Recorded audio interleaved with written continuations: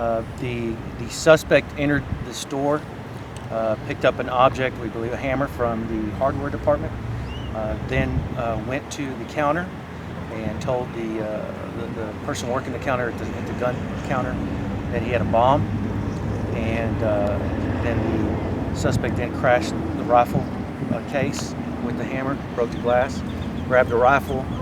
One of the employees, I believe an assistant manager, confronted the suspect, and a confrontation ensued there. He was able to wrestle the weapon away from the suspect. The suspect then started towards the door. As we were responding to the scene, we were told that the suspect was armed and that he had made it to his vehicle, and that he was trying to get something out from underneath the seat. That's when the officers surrounded the vehicle. Once he did make it to the outside the store, he went into a full sprint to his truck. Any name yet? No. No name yet. We're still waiting on that, and there's no further information on the condition of the suspect at this time. Mr. Shannon? Yes. What made the officers shoot? Were they threatened? Were they felt that he was armed and dangerous? At this point, no, it wasn't just because they felt he was armed and dangerous. There was a confrontation that ensued. The suspect did acquire a weapon in his hand. At this point, I'm not going to release what it was, but and then did not follow any commands and began approaching the officers, and then gunshots were fired. Where on his body was he hit? That I can't tell you. Okay. Chief Vasquez, Joe Hyde, San Angelo Live. There were 100 witnesses to this crime. Are you interviewing all 100 witnesses? How are you processing that? There was over 100 witnesses, and we are interviewing all of them. We shut the parking lot off very quickly. As vehicles were exiting, we were stopping them, identifying them, and asking them if they had seen anything.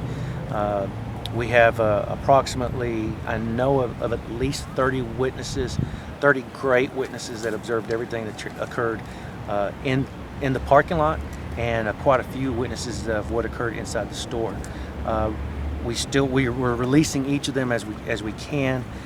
We have set up two staging areas, one inside the store and one outside the store. All the witnesses were gathered together and were identified in front of the camera on the patrol vehicle to help us with that process. And if they had information, we sent them to another staging area where we took written statements, and some of those statements will be followed back up on later on. We will have them come to the station and do another. Did the gunman or the suspect act alone, or was he in with other people? At this point, we believe he acted alone. We do believe he was in the company of a couple other people, but they weren't anywhere near the location.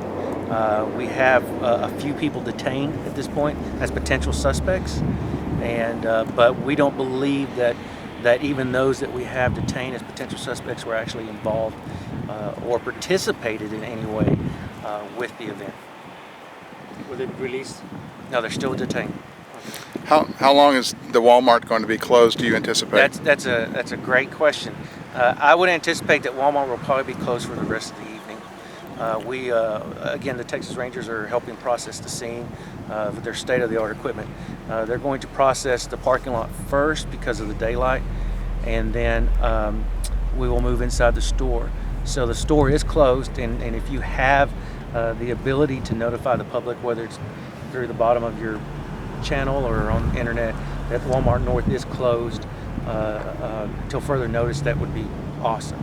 And we will notify everybody when the store can open, but we still have a lot of people trying to get in there, and they're going from this entrance to another entrance, hoping they can get in, and they just need to go to the other super center.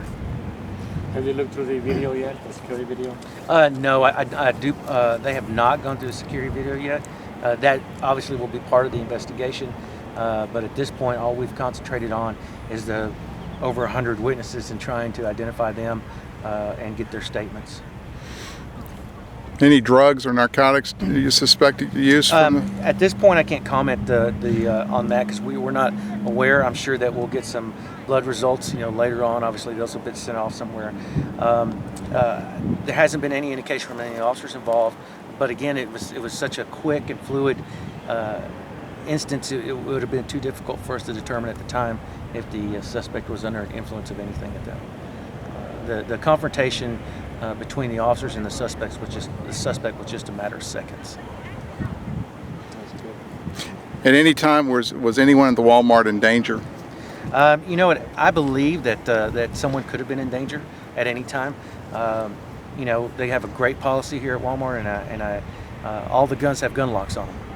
And so even though the suspect was able to pull the gun out, they had a gun lock on it, which was great. And, you know, that's information that we weren't aware of before, but now as we proceed through the investigation, we're determining. So it's a great practice for, you know, to avoid situations like this. I do think that you know, we do have a first-degree felony aggravated robbery. The threat of the bomb, the use of the hammer, those type of things would create a first-degree felony. So fortunately, none of the employees were injured, and fortunately, the suspect didn't make it out of the store with a firearm. You know about how old he is? He's 42 years of age. And it's a male, right? Caucasian? You asked me that earlier, Freddie. I don't know. Okay. Are you able to, can you verify how many shots were there? No, can't do that. At least one. Anything else, anybody? Anything else? Chief? Did the suspect fire a weapon, or did he just threaten to fire a weapon? The suspect did not fire a weapon. Okay. Yeah. That's it. Thank you. Thank you, sir.